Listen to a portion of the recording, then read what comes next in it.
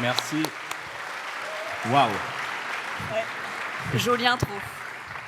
Eh ben, bonjour à tout le monde. Merci d'être venus si nombreuses et nombreux dans cette salle. Du coup, on a déjà été présenté. Je m'appelle Loïc, je suis le CTO de Takima. Et Mathilde Laurin, Engineering Manager chez Takima. Aujourd'hui, on est là pour vous parler d'un truc qui nous touche beaucoup. C'est notre nouvelle lubie. Et elle s'appelle Takiciné. Takiciné, c'est le nouveau service qu'on lance la semaine prochaine et on en est super fiers. Ça nous permettra d'informer tous les cinéphiles, j'espère qu'il y en a dans la salle. Ouais, c'est un truc hyper innovant, ça ressemble à rien de ce que vous avez vu avant, ok ? Complètement nouveau, ça va te permettre de voir des films, lire les synopsis, poster des reviews, ce genre de choses. Et la semaine prochaine, on se lance, donc on l'a pas lancé en prod, donc s'il vous plaît, gardez le suspense pour la semaine prochaine. Et j'aimerais, Loïc, que tu m'assures que le service va tenir la charge. Je t'avoue que j'ai un peu de stress sur le sujet. Et bah, ça tombe bien parce qu'on est là ensemble et on a 45 minutes pour apprendre à faire un vrai test de charge from scratch, tous ensemble. On attaque direct et comme on n'est pas tous au même niveau dans la salle, on va commencer par un petit crash course, histoire qu'on se mette tous au même niveau. Mais je vous rassure, on va faire bref. Bref, l'autre fois, j'ai eu une idée et je me suis dit que ce serait trop cool de tester mon appli avant la mise en prod. J'ai testé une fois à la main et ça a marché. J'ai testé 2 fois à la main et ça a marché. J'ai voulu tester plein de fois avec plein de mains, mais on m'a dit que ça allait coûter trop cher et prendre trop de temps. Du coup, j'avais un problème. Quand j'ai un problème, je vais toujours voir mon pote qui est toujours là pour m'aider. Et je lui ai demandé comment on peut simuler une charge de plein d'utilisateurs sans que ça coûte une blinde. Il m'a dit, fais du test de charge. Je lui ai dit, c'est quoi un test de charge ? Et il m'a dit un truc que j'ai pas compris. Je l'ai regardé, il m'a regardé. Je l'ai regardé, il m'a regardé. Je lui ai dit, fais plus simple et plus court, s'il te plaît. Et là, il m'a expliqué. Il m'a dit, ça te permet de simuler une charge avec plein d'utilisateurs virtuels. C'est trop bien. Et du coup, j'avais trouvé ma solution.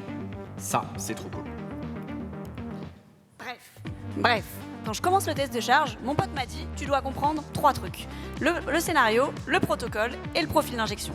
Le scénario, c'est la liste des étapes que je veux tester. Sauf que les étapes, c'est pas des étapes. C'est des actions. Les actions, ça peut être un call HTTP, une pause, une boucle, un message WebSocket, un événement et plein d'autres trucs. Ça, c'était pour le scénario. Pour le protocole, je pensais que c'était un truc un peu compliqué. Je croyais que c'était un REST client, mais c'était pas ça. C'était un REST client super musclé qui te permettait d'ajouter plein d'utilisateurs. Et quand j'ai demandé à mon pote pour le profil d'injection, il m'a dit c'est la stratégie d'arrivée de mes utilisateurs. J'ai pas compris. Du coup, il m'a dit c'est comme le matin dans le métro. J'ai trouvé ça drôle, mais j'ai toujours pas compris. Du coup, il m'a expliqué. C'est pas du tout pareil si le matin t'arrives et il y a tout le monde qui arrive dans le métro en même temps, ou si tout le monde arrive 2 par 2, ou si tout le monde arrive 2 par 2 au fur et à mesure de plus en plus rapidement. J'ai compris le profil d'injection. Bref, on va faire un test de charge ensemble. Ok. Merci. Je vous cache pas qu'on a 80% de la préparation du talk dans ces 2 minutes, donc là, ça va être un petit peu plus simple, j'espère. Donc, qu'est-ce que c'est qu'un test de charge ? Ça va être un outil qui va nous permettre de simuler une charge utilisateur potentiellement très grande et de mesurer sa réponse. Et il y a plein d'outils qui existent sur le marché. Nous, on a décidé de choisir Gatling. Déjà, Gatling, c'est un peu le leader. Il est open source. Et petit bonus, comme dans la présentation de Loïc, on le maîtrise pas mal. N'hésitez pas à mettre un peu de force sur les projets open source. Il y en a peu d'aussi bonne qualité. Donc, allez sur GitHub quand vous les utilisez et mettez des petites stars. Ça les aide. Ça fait toujours plaisir. Bon, on va faire un test de charge ensemble ce matin. Et pour commencer, on va se poser les bonnes questions. Première question qu'il faut se poser, c'est qu'est-ce que je dois tester ? Autrement dit, qu'est-ce qui va me faire très mal si ça tombe ? Ok, donc Mathilde, là, on a parlé de Takiciné, mais est-ce que tu pourrais me parler de ton chemin critique, le scénario, qui pour toi est un scénario à absolument tester avant que ça parte en prod ? Ok, donc on y va. Je vous présente Takiciné. Peut-être applaudir. Takiciné, merci, top. On en est super fiers et Takiciné, c'est une homepage assez classique. Vous avez plein de sections, donc les sections à l'affiche, les coups de cœur, les plus trendy. Mon chemin critique, c'est de choisir une section au hasard. Moi, je vais choisir les coups de cœur. Franchement... Tous les films qui nous ont accompagnés depuis l'enfance, quoi. Je pense que vous reconnaissez peut-être des speakers. Patternception, Cube Panic, son film préféré. Et on va en prendre un complètement au hasard. On va choisir Gatling and Crash. Et dans ce film-là, quand on arrive sur cette homepage-là et qu'on veut arriver sur ce film, Loïc, si ça plante, je suis morte. Lundi, on est mort. Ok. Bon, bah, c'est très clair. Donc, ce que Mathilde vient de nous montrer, c'est notre scénario fonctionnel, le qu'est-ce que je veux tester. Maintenant, Mathilde, il faut aussi qu'on en parle techniquement, c'est-à-dire là, tu m'as montré un front, donc il y avait des assets statiques, des images, du CSS, il y a peut-être une partie authentifiée avec un IAM. Est-ce que tout ça, il faut que je le teste aussi? Alors non, la partie asset statique, je suis sur un CDN, c'est son problème. L'IAM, je suis managée, donc pareil, j'ai des clauses qui me permettent de me protéger. Par contre, moi, ce que je veux que tu m'assures, c'est que mon API, la semaine prochaine, elle fonctionnera. Ok. Et c'est assez souvent ce qui se passe. C'est-à-dire quand on fait du test de charge, majoritairement, on va plutôt tester des API. Ça ne sert à rien de tester un front, pas dans le cas de Takisine en tout cas. Comme on teste une web app, notre scénario, il va devoir imiter ce qui se passe dans la navigation réelle, web j'entends, et reproduire les appels effectués sur chaque page. On peut peut-être parler de l'architecture du coup. Oui, comme on parle d'API, on va vous montrer notre service. Alors, Takisine, c'est quand même un service assez complexe. On a 4 microservices et même un 5e qui nous permet de faire des spoilers, mais ça on ne vous en parlera pas. Et on a la partie gateway qui agrège en fait tous nos appels devant. On a aussi un broker de messages qui nous permet de communiquer entre nos services et tout ça hébergé sur Cube. Ok, pas du tout overkill pour afficher des images de films, mais tout va bien. Si je comprends bien, ça veut dire qu'on a juste une gateway qui expose les API. Donc moi, au final, j'ai juste à me soucier de ça pour tirer. Tu peux. Parfait. Ok, et bien ça, c'était le début. La deuxième question qu'il faut se poser, c'est quel type de test de charge je vais faire. Et en fait, il existe plein de types de tests de charge. Des tests de capacité, des soak tests, du stress test. L'idée aujourd'hui, c'est pas trop de rentrer dans cette théorie, donc on va faire celui qu'on fait le plus souvent pour commencer. C'est le test de capacité, c'est le plus drôle et c'est celui qui coche le plus de cases. Donc, test de capacité aujourd'hui. Ok, on résume, parce que ça allait très vite. On a découvert 3 éléments clés du test de charge. Le scénario, c'est qu'est-ce que je veux tester, étape par étape. Les protocoles, c'est les clients un peu surboostés que je vais utiliser pour réaliser ces étapes. Et les profils d'injection, c'est la stratégie d'arrivée de mes utilisateurs virtuels. Rappelez-vous, l'arrivée dans le train. On s'est posé 2 questions importantes. Qu'est-ce que je veux tester, à la fois fonctionnellement, mais aussi techniquement? Et quelle réponse j'attends de mon test? Là, en l'occurrence, nous, ce qu'on veut, c'est valider une capacité, une green light qui dit « je sais que mon archi, elle tient tant d'utilisateurs sur ce scénario ». Et bien, c'est parti. Mathilde, est-ce que tu veux bien nous présenter le boilerplate? Oui. Alors, on a un monorepo, donc vous allez avec tous les microservices qui sont présents. Et nous, ce qu'on a dit, c'est qu'on allait aller sur la partie gateway, puisque c'est là qu'on va faire nos tests de perf. On va aller à l'endroit où vous irez exactement pour faire vos tests d'intégration ou vos tests unitaires, du coup dans le package test. Et dans ce package test, on va avoir un fichier test qui nous permet de tester notre simulation. Où est-ce qu'on en est là? On en est à... J'ai créé un fichier qui extende un fichier de simulation, qui te permet d'avoir cette méthode setup qui te lance ton test, en fait. Et si vous reconnaissez bien, là, il y a le scénario, il y a le profil d'injection, et puis le protocole. Donc, que des trucs que vous connaissez, en fait. Sur la partie protocole, on ne va pas s'étendre dessus, c'est hyper simple. Il suffit d'aller lire la doc, franchement, ça va. Sur la partie injection de profil, en fait, nous, on a décidé d'envoyer tous les utilisateurs d'un coup, donc 100 utilisateurs d'un coup. Et nous, on va se concentrer vraiment sur cette partie scénario, parce que c'est celle-là qui va mimiquer le comportement de mon utilisateur. Ok, super. Et on va s'y mettre. Donc, première étape, c'est qu'on va implémenter la partie du test de la home page. Mathilde, est-ce que tu peux nous montrer comment on va faire ça? Alors, on retourne sur Takisine et on va faire un truc un peu bête. On va inspecter mes requêtes pour simuler le comportement de mon utilisateur. Donc, je vais refresh. Et ce qui va se passer, c'est que je vois qu'il y a 4 requêtes qui sont faites. Et dans ces 4 requêtes, en fait, c'est assez classique. Ça nous permet de récupérer les 4 sections qui sont affichées. Donc, ça, c'est la première partie. Je charge la home page et je veux simuler le fait qu'elle se charge bien avec toutes ces sections. La deuxième partie, c'est vraiment naviguer dans une section. Je vais en choisir une au hasard. Ici, je vais choisir le par catégorie et je vais cliquer 1 fois, 2 fois, 3 fois sur le charger plus, ce qui va faire 3 requêtes à ma base de données pour récupérer la page 1, la page 2 et la page 3. Et ça, c'est ma deuxième partie. Ok, donc un scénario en 2 parties. 1, je charge la home page, j'ai ce premier chargement de la page. Et deuxièmement, je vais naviguer dans une section avec 3 pages de comédie. C'est parti, Mathilde.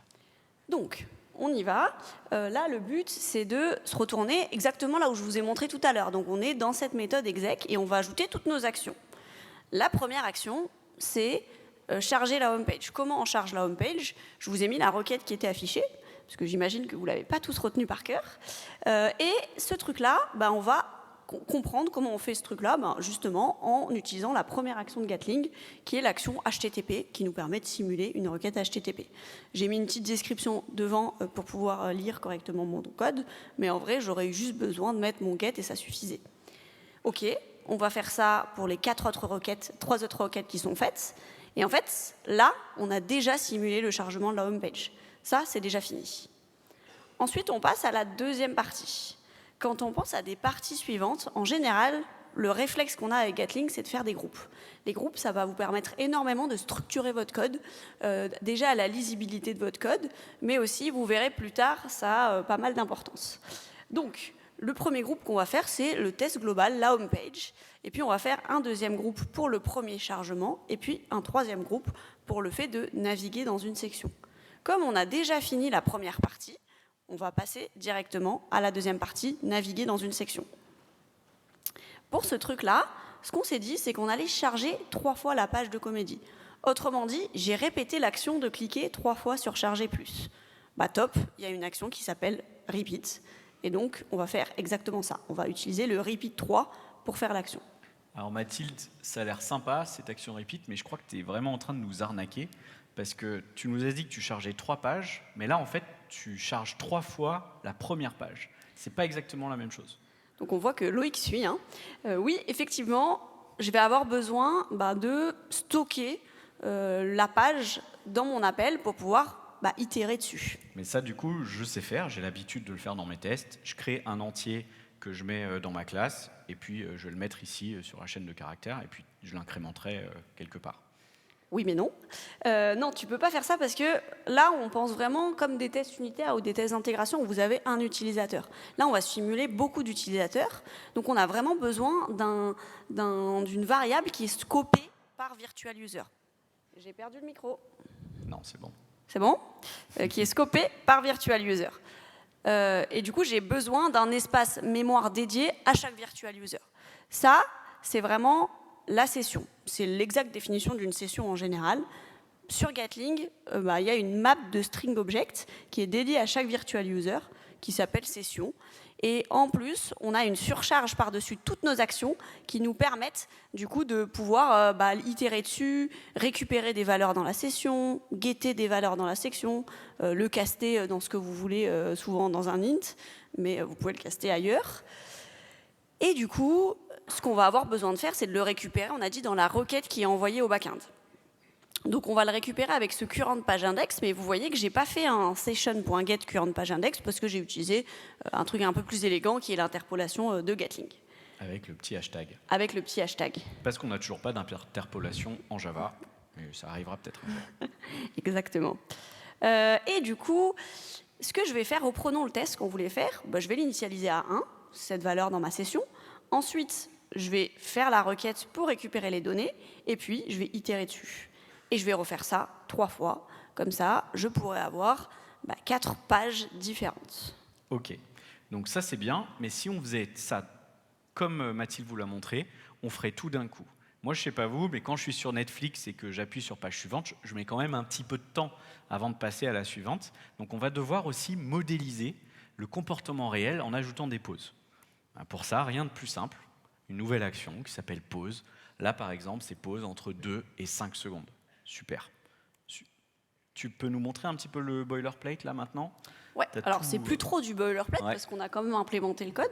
Alors, donc du coup, ça, c'est exactement ce que vous avez vu sur les slides. Donc ça ne devrait pas vous perturber, vous avez bien les groupes.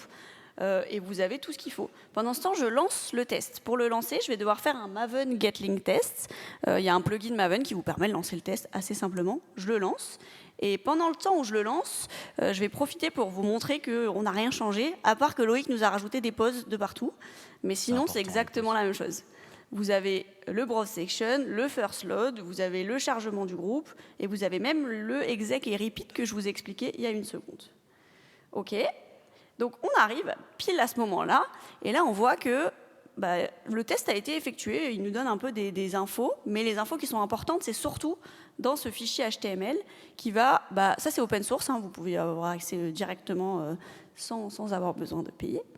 Et du coup, ce que vous avez là, c'est que vous avez un graphique qui vous explique les distributions des temps de réponse.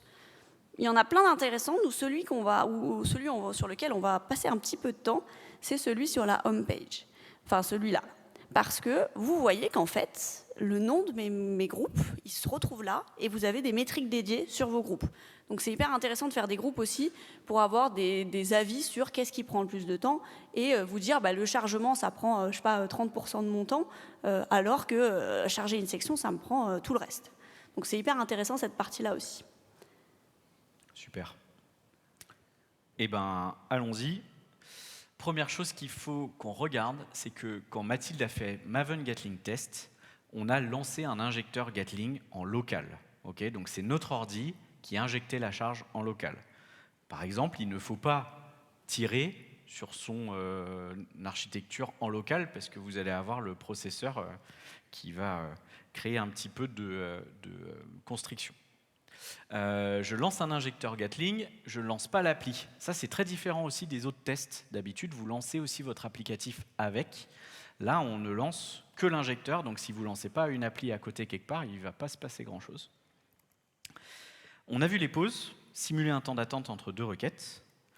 On a vu les groupes, qui permettaient à la fois de regrouper les actions sémantiquement, mais aussi, comme vous l'a montré Mathilde, de disposer de métriques dédiées. On a vu les boucles. Là, on a vu le mot-clé repeat, mais en fait, dans le DSL de Gatling, vous en avez plein d'autres qui vont adresser plus ou moins bien certains usages. On a aussi vu la session. La session, c'est un concept super intéressant et super important qui vous permet de stocker des variables directement dédiées pour chaque virtual user. On a aussi vu la partie interpolation, qui vous permet d'avoir un peu plus de lisibilité dans votre code. Et surtout, on se rend compte que dans ce test, on n'a rien fait. C'est-à-dire qu'il y a en vrai une action qui est faite, ou deux, trois. Et pourtant, il commence à prendre vraiment beaucoup de place. Donc ce qu'on se dit, c'est qu'on voulait vous donner aussi des tips pour coder correctement votre test. Donc Loïc, est-ce que tu peux me faire un petit refacto? Allez, c'est parti. Donc c'est step 2, la homepage propre. Donc là, je vais reprendre exactement là où Mathilde vous a laissé. Et on voit que ce qui prend beaucoup de place, c'est ce qui se passe dans l'exécution du scénario. Là, en l'occurrence, mes groupes. Vous allez voir, ça va aller très vite. On va optimiser tout ça. Et voilà, nickel. Beaucoup moins de place. Non, bien sûr, on ne s'arrête pas là. On va créer un package groups. Et dans le package groups, on va créer un homepage groups, une petite classe. Et on va commencer à faire nos méthodes, par exemple browse. Et on va renvoyer ça. Ok, super. Je vais résoudre un peu mes petits imports. Hop, et changer le return type. Ok, donc là c'est bon. J'ai homepagegroup.browse, déjà beaucoup plus propre. Je peux faire la même chose pour mes sous-groupes. Donc bam, et je vais les décaler. Hop, super, dans une méthode, bam, et je vais faire pareil avec le browse section. Hop, hop, hop, nickel. Ok, donc là déjà beaucoup plus lisible pour moi, et j'ai décalé la logique de chaque sous-groupe dans une méthode. On va s'intéresser à celle-ci. Dans FirstLoad, qu'est-ce que je vois? Je vois que j'utilise mes actions HTTP et pause. Vous avez peut-être l'habitude, quand vous faites des tests d'acceptation ou des choses comme ça, de décaler tous vos clients dans des petites classes helpers. On va faire la même chose. Donc là, je vais prendre cette ligne-là. Sauf que nous, ce n'est pas des helpers, c'est des actions dans Gatling. Donc on va créer un package actions et on va être domain-driven parce qu'on est des beaux gosses. OK. Et donc, void, là c'était get featured movies de mémoire. Hop, je ne connais pas du tout ce live coding par cœur.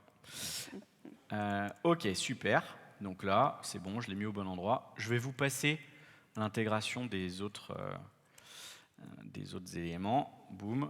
Donc, bref, j'ai juste bougé ce code-là dans une classe. Et là, on va l'utiliser. C'est quand même beaucoup plus propre. Et je respecte un peu le single responsibility principle. Maintenant, ce sera plus simple à maintenir. Pour les pauses, même chose. Hop, je vais faire mes pause actions ici, avec des petites méthodes utilitaires. Hop, boum. C'est pas intéressant de vous les live coder, celle-ci. Mais vous voyez les noms des méthodes, pause tens of millis, pause for a few seconds, pause tens of seconds, et voilà. Et je les utilise ici, tout va bien. Et là, hop, c'est la magie des live templates, c'est quand même beaucoup plus propre. Ok, alors je continue, ici, hop, ici, hop, actions, point, ok, super. Ok, donc là dans browse section, qu'est-ce qui me reste à optimiser? Eh bien le code que Mathilde vous a montré tout à l'heure, où j'utilisais la session pour faire quoi? Pour paginer et avoir une variable qui me permettait d'aller à chaque fois sur la page suivante. Quand on utilise des données de session dans Gatling, on va les feeder, donc on va utiliser ce qu'on appelle un feeder. Donc là, c'est un feeder pour paginer, donc on va faire un pagination feeder. Ok. Donc, rappelez-vous ce que Mathilde disait tout à l'heure, une session dans Gatling, c'est une map de string object. Donc nous, c'est ce qu'on va essayer de générer, une portion de ça. Hop. Et donc nous, c'était quoi qu'on donnait? Donc de mémoire, dans le scénario... Ah, pardon, il n'est pas au bon endroit, je vais le mettre dans un package. Hop. Très bien, ce sera plus propre. Et du coup, pareil, cette constante-là, elle n'a plus rien à faire dans la classe principale. On va la mettre au bon endroit pour que ce soit plus propre. Ça va pour l'instant? Tout le monde est avec moi? Oui. Ok, on continue. Donc là, j'ai créé de la donnée pour une session. Bah, je continue. Donc là, il l'a fait pour une session. Sauf qu'on se rappelle qu'il y a plusieurs utilisateurs qui vont, qui vont être simulés. Et donc, il va avoir besoin d'une méthode qui itère sur la méthode précédente et qui l'appelle en fait pour générer de la donnée fraîche pour tous les utilisateurs. Donc c'est exactement ce qu'il est en train de faire. Voilà. Et cette méthode-là, du coup, qu'est-ce qui va se passer? Eh bien, ici, je vais remplacer ce code un peu compliqué par pagination feeder, feed. Et je vais lui dire de feeder ce truc-là. Ah, c'est quand même déjà plus propre. Oula. Merci. L'IA. Ok, super. Et donc, tant qu'à faire, autant qu'on encapsule et qu'on décale aussi toute la logique de manipulation de ces données-là au même endroit dans le feeder. Donc moi, finalement, ce que je voudrais faire, je sais pas, c'est pagination feeder, next page index. Ok. Et donc là, on va modifier un peu la signature. Hop. Et donc là, qu'est-ce que je faisais? Je récupérais la variable de session actuelle. Hop, get int, voilà, j'ajoute 1. Et du coup, qu'est-ce que je fais? Session.set.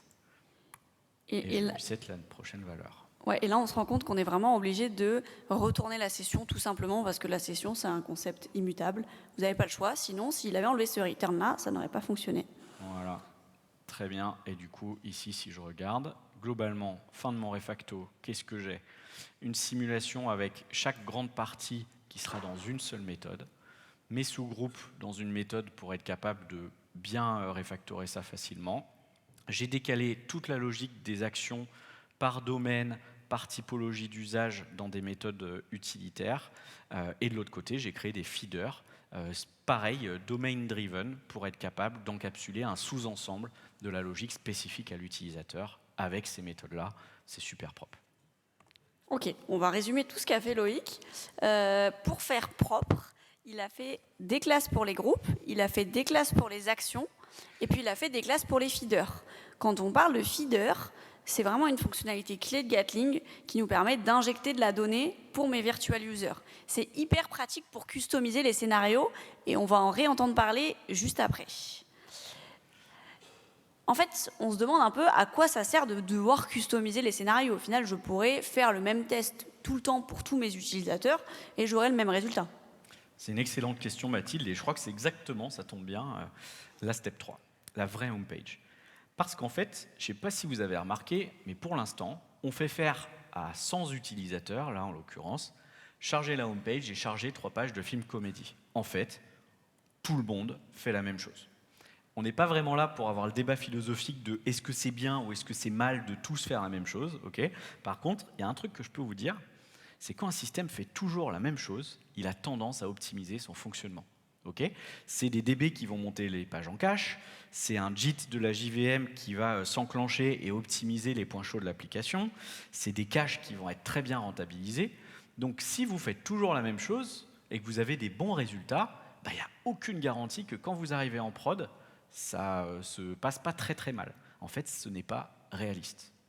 Donc quand on fait un test de capacité pour vérifier que ça va bien se passer en prod, en fait on n'a pas le choix, on est obligé de faire évoluer le scénario pour le rendre plus réaliste en diversifiant les chemins des utilisateurs pour mimiquer une navigation réelle à l'échelle.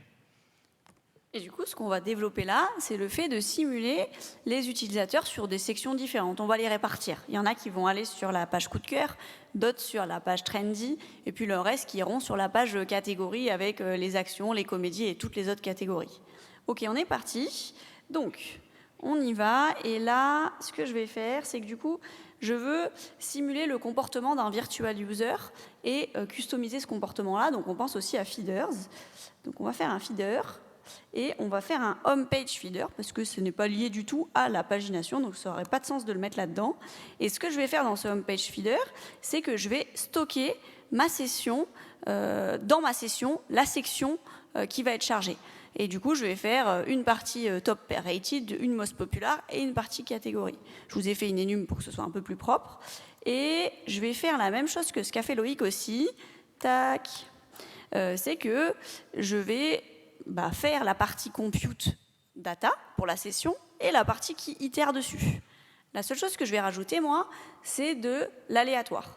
Moi, j'avais mis une constante à 1, mais toi, tu as un comportement différent. Exactement. Moi, j'ai envie d'avoir un comportement qui n'est pas toujours à 1, et qui sera d'ailleurs rarement à 1. Et du coup, ce que je vais faire là, c'est que je vais faire c'est évidemment le truc très chouette d'avoir choisi des noms qui se ressemblent. Du coup, on va faire un section to browse. Et comment on va faire ? En fait, à la base, en général, ce qu'on fait, c'est qu'au début, on le fait un peu au pif. Et ensuite, ce serait cool que vous puissiez en discuter avec vos PO, vos PM, et de regarder des analytics pour simuler un peu d'aléatoire qui a du sens. Donc moi, j'ai fait ça en amont.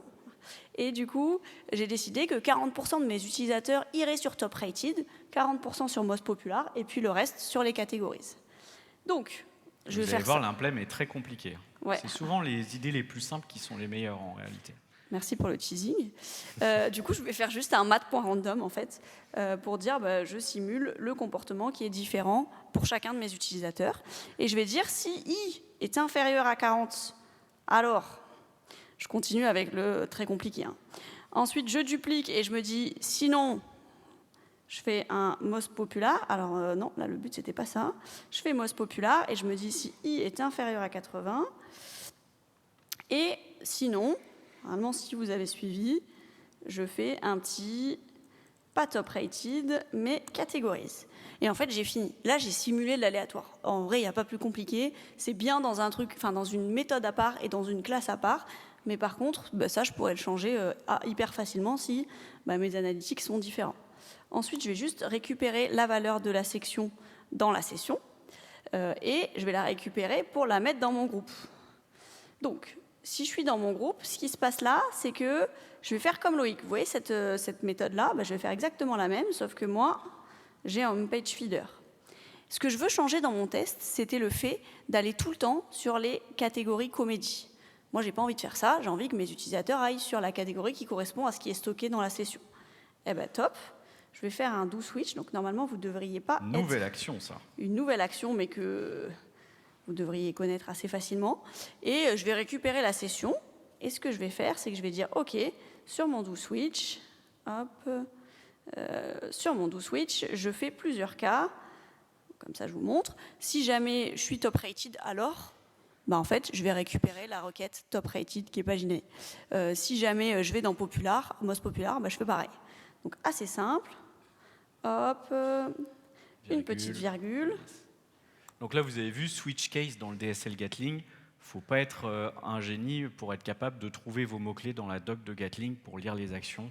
Ils sont restés très très proches des primitives et des keywords habituels des langages. Je vais quand même le lancer pour vous montrer que ça fonctionne bien. Et ça va me permettre du coup de le relancer exactement de la même manière, hein, avec un Maven Gatling test, sauf que, attention, on va le voir dans le report qui va être fait juste après. Tu vas avoir un petit problème, à mon avis. Non, il arrive. Hein. Ah oui? Ok. Je pense juste que la section to browse ne renvoie pas un entier. C'est juste pour il ça. arrive. Hein. C'est bon? Ok. Pas de problème. Nickel. Il n'y a pas de problème. Du coup, ce que vous allez faire, c'est que sur votre home page, ce qui va se passer, là, vous voyez qu'il y a des problèmes. Hein. Loïc avait raison, on ne lui dira pas. Mais en gros, ça, c'est pas très grave parce que ce qu'on veut regarder, nous, c'est de dire si... En plus, non, mais si vous avez le premier chargement, ben vous voyez que dans le premier chargement, ben c'est toujours pareil, il y a les 4 catégories qui sont faites, mais dans le deuxième chargement, ben vous pouvez aller chercher des comédies un peu différentes. OK ? Super. Si on résume un peu. Donc, déjà, c'est beaucoup plus réaliste. Là, on peut faire des tests de charge qui vont nous dire des choses qui seront assez proches de ce qui se passera en vrai. Qu'est-ce qu'on retient de tout ça? Le refacto, c'est super important. De la même manière que vous vous outillez pour vos tests habituels, et ben on fait pareil quand on fait du test de charge. Des classes pour les groupes, pour les actions, pour les feeders, et pourquoi pas plus si vous faites des grands tests. Tester un système qui fait toujours la même chose, c'est pas réaliste. Et donc, c'est essentiel de diversifier vos parcours utilisateurs dans un même scénario. Sinon, vous allez avoir des mauvaises surprises. Ça, on va le faire avec des feeders qui vont répartir les chemins. Là, on l'a fait avec des méthodes random, mais on pourrait faire d'autres choses. Et on va utiliser des actions comme doSwitch pour implémenter les différentes possibilités. Donc, pour l'instant, on a juste fait la home page, et c'est déjà très bien, mais allons voir si on arrive à faire la page du film. Donc, on arrive sur la page du film. Qu'est-ce qu'on avait dit tout à l'heure? C'est qu'on choisissait un purement au hasard en choisissant Gatling. Nous, on va faire ça bien. Donc, en fait, on va sélectionner un film au hasard, récupérer son ID et puis explorer la page suivante. Comment on fait tout ça? On fait pareil que tout à l'heure. En vrai, il n'y a rien de nouveau. Vous allez avoir un attribut de session que vous allez appeler target, item et index ou le nom que vous voulez. Hein. Vous allez faire un random dessus pour dire je prends les éléments par exemple de 0 à 9 et puis on l'ajoute dans le home page feeder, ce qui fait que vous avez fini cette partie-là. Il vous reste quand même une deuxième partie que Loïc va vous expliquer juste maintenant. Oui, parce que grâce à Mathilde, on a choisi un film au hasard. Par contre, il va falloir que je récupère l'identifiant de ce film pour aller sur la page derrière. Et ça, je ne peux pas le faire dans un random, c'est très compliqué. Il va falloir que je le récupère dynamiquement dans le response body de la requête que je fais. Donc, moi, je vais toujours très simplement d'abord dans Postman pour voir à quoi ressemble mon response body. Ok, je mets la requête et je vois qu'en réalité, le champ qui m'intéresse, il est dans un ensemble qui s'appelle items et dans les éléments qu'il y a dedans, c'est l'attribut ID. Si je traduis ça en JSON pass, ça donne quelque chose comme ça. C'est une spec qui permet de traverser un objet JSON facilement avec un string. On va aller à l'endroit où on fait cette requête, donc dans l'action HTTP, et on va utiliser une nouvelle méthode qui s'appelle check. Et dans check, on va être capable de parser un response body et d'aller chercher quelque chose, là avec un JSON pass, de le caster, de faire des assertions dessus. Donc là, typiquement, s'il n'existe pas dans l'objet, le scénario va se terminer pour l'utilisateur virtuel courant. Et après, génial, pouvoir le stocker dans une variable de session spécifique à l'utilisateur. Exactement ce qu'on voulait. Alors, Mathilde, elle, nous, on a pris l'élément 0, mais Mathilde, elle nous a créé une variable de session spéciale pour un index. Donc, on va utiliser l'interpolation. Et comme on n'est pas des animaux, on met tout ça dans des constantes pour que ça survive au refactoring. Et du coup, on est content. Ça, c'était la deuxième manière de stocker des éléments en session. Le premier, c'était dans des méthodes exec. Le deuxième, c'est vraiment en utilisant la méthode check dans nos actions HTTP. Pour la deuxième page, ça c'est des trucs qu'on sait déjà faire. En fait, on va faire quoi? On va créer un groupe pour structurer un peu notre code, pour récupérer des métriques dédiées. Ensuite, on va implémenter les nouvelles actions, les 3 requêtes qui sont faites juste à côté. Et puis voilà, en fait, on a fini cette deuxième partie et on a vraiment avancé sur notre test de charge. J'ai une mouche pile là. Ok, on sait qu'on a fait beaucoup de choses. On va faire le point. D'abord, on a découvert les bases, comment bien organiser notre test, mais surtout, on a découvert une démarche pour créer un test de charge. Et c'est toujours la même. Vous allez regarder dans votre navigateur les requêtes qui sont faites. Ensuite, vous identifiez les données à faire varier. Vous utilisez des fonctions random dans les feeders pour avoir des données réalistes. Et puis, vous stockez tout en session. Bon, ça, c'est déjà énorme. C'est-à-dire que là, en même pas une demi-heure, vous savez 90% de ce que vous devez savoir pour faire des tests de charge hyper facilement demain. Mais on s'est quand même dit qu'on allait aller un peu plus loin. Et du coup, c'est la step finale où on va parler un petit peu de ce qui va vous attendre sur le chemin quand vous allez vraiment en faire. Donc des petites steps d'architecture. Première chose, c'est que jusqu'à maintenant, on était sur des pages publiques hyper simples. Okay, mais dans la réalité, vous êtes souvent derrière un contexte authentifié. Comment est-ce que je gère ces contextes authentifiés? Première question qu'on a tout le temps. Est-ce qu'il faut que je fasse des comptes à la main, que je génère à la volée? Est-ce qu'il faut que je contourne mes captchas? Est-ce qu'il faut que je crée un bot qui parse les emails pour récupérer le code de validation que je vais mettre à l'intérieur? Non, on ne fait pas ça en fait. Okay, faciliter le flow pour le test. Votre objectif n'est pas de faire un test de UI ou un test end-to-end pour vraiment checker la vraie prod. Votre objectif, c'est de valider une capacité. Donc pas de CAPTCHA, pas de MFA, on crée un nouveau client dans notre IAM, on fait des access tokens bien dédiés, et puis on est très bien comme ça. Et en même temps, ça nous rassure parce qu'on rappelle quand même que Gatling, c'est un robot. Donc s'il arrive à passer vos sécurités anti-robots, non seulement vous aurez passé 90% de votre temps à faire un truc qui sert à rien, mais en plus, on serait un peu inquiet. Yes. Donc, faciliter le flow pour le test. Deuxième question qu'on a souvent, c'est comment exposer des éléments dont j'ai besoin pour le test depuis le SI. Je m'explique. Quand vous faites du TU, du TI ou la plupart des tests habituels, vous êtes en train de vous exécuter depuis le contexte de l'application. Donc on a accès à tout, on a accès à la DB, à ce qui est derrière. Donc par exemple, là on parlait de exposer des éléments spécifiques tout à l'heure d'authentification. Bah voilà, moi je veux ça. Je lance mon test et je voudrais que tu me donnes 5000 access tokens d'utilisateurs de test. Comment est-ce que je fais ça? Et c'est d'autant plus dur que là, on est vraiment à l'extérieur du SI. On tire depuis potentiellement un autre cloud provider à l'extérieur. Donc c'est assez complexe de faire ça. Et pour ça, il y a un pattern qui tue tout le monde. C'est la test gateway. Okay, la test gateway, c'est quoi? Ça va être un nouvel élément que j'ajoute dans mon SI, qui est dédié au test. Okay. Et cette test gateway, en gros, c'est une API que je vais exposer en faisant attention, d'accord, soit en staging, soit dans un réseau privé, soit de manière authentifiée, okay, qui va exposer des endpoints très spécifiques au test de charge pour le simplifier.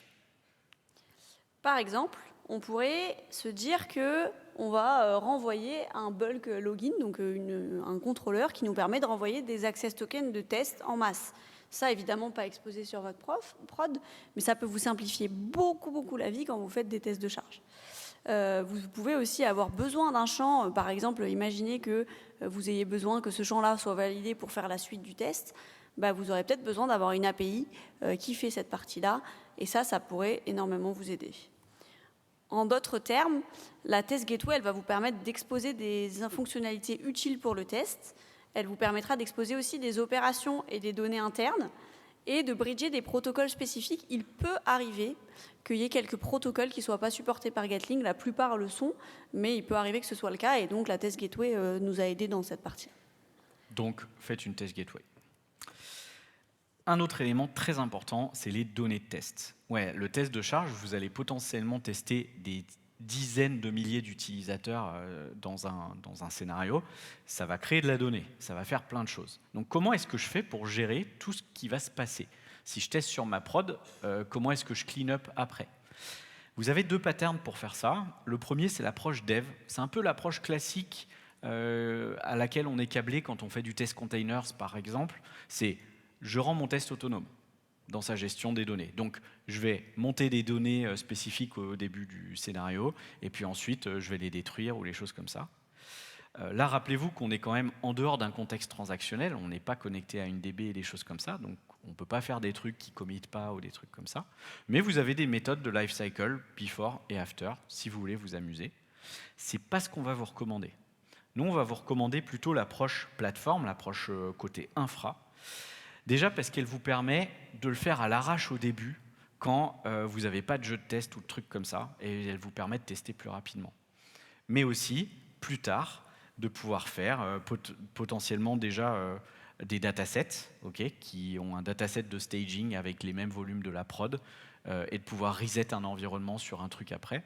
Pourquoi est-ce qu'on vous conseille de faire ça?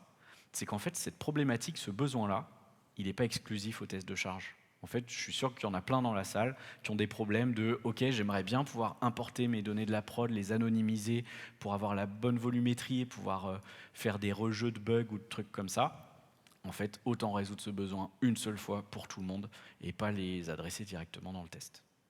Donc c'est l'approche qu'on vous recommande à mort. Ok, donc privilégier le côté plateforme infra pour les données de test. Comment on fait pour maintenir ces tests de charge-là? Parce qu'en général, tout le monde ne fait pas du capacity test tous les jours. Et le jour où on en fait, ça ne fonctionne plus. C'est un peu le syndrome du test end-to-end. Et c'est ça qui fait que beaucoup de gens n'en font pas.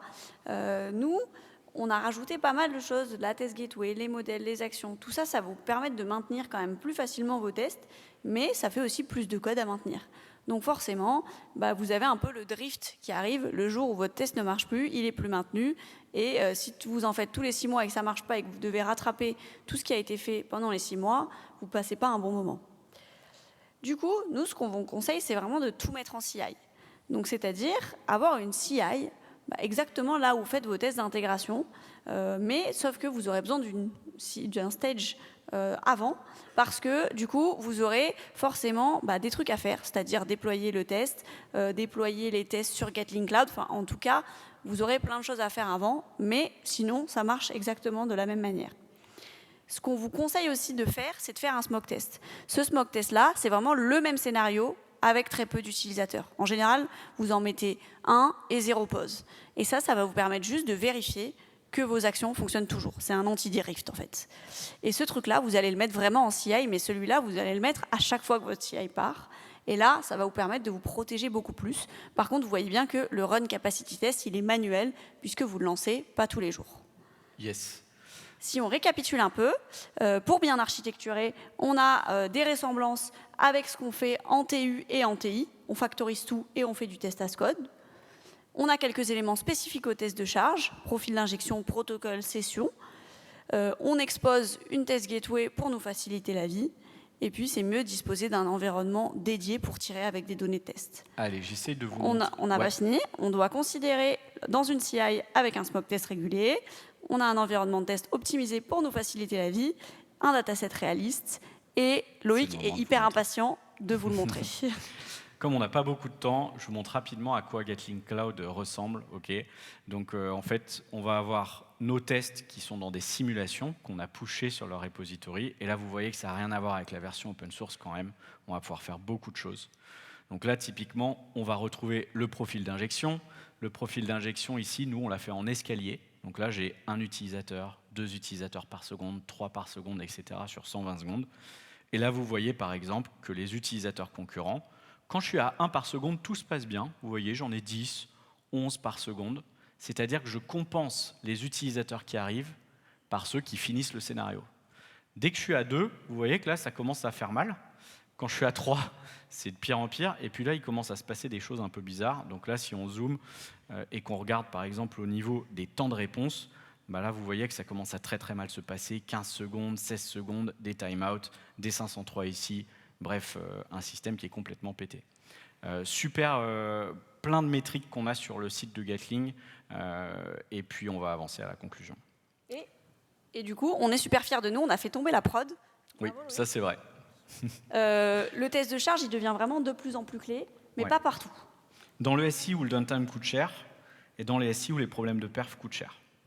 C'est pas pour tout le monde. En 45 minutes, là, vraiment, vous avez tout ce qu'il faut pour vous lancer. Simplement, il y a des DSL Java, Scala, Kotlin, TypeScript. C'est quand même assez large. On a un petit cadeau pour vous. Si vous suivez ce lien, vous aurez le code source du test complet. Et en plus, vous pouvez checker pour qu'on vous rappelle faire une petite code review gratuite. S'il y en a beaucoup trop, on prendra les premiers. Mais voilà, l'idée, c'est qu'on est prêt à passer un peu de temps pour vous aider à prendre de la hauteur. C'est nous, les stocks. Faire tomber un SI, c'est beaucoup plus simple qu'on ne le pense. Loïc, on en est où là au niveau de ta démo là, c'est pour simple. lundi? On tient 11 utilisateurs concurrents. Et pourtant, j'ai tout bien fait. J'ai Spring Boot, j'ai Hibernate, j'ai mis des index sur mes champs en DB, j'ai mis plusieurs instances de tels trucs. Je t'avoue que je ne comprends pas, ça va être compliqué. Il profite de le dire devant vous pour que je sois sympa, du coup. Mais faire du test, c'est forcément un moyen formidable de progresser. Et d'ailleurs, il y a peut-être d'autres trucs qu'on aurait pu apprendre. C'est vrai que quand on sort de Stalk, on se dit, en fait, moi j'aimerais bien savoir maintenant qu'est-ce que je peux faire. C'est quoi les bottlenecks classiques? Qu'est-ce que je peux faire pour les repousser, pour faire augmenter ce seuil de performance et de capacité? C'est vrai que ça, j'aimerais bien le savoir, un de ces quatre. C'était pas le sujet de ce talk-là. C'est vrai qu'il y avait déjà toute une partie hyper importante sur la partie d'architecture. Mais si le premier film vous a bien plu, pourquoi pas revenir pour une partie 2. Et surtout, merci beaucoup de nous avoir écoutés. Donc, envoyez-nous des feedbacks si vous voulez la suite. Merci de votre attention.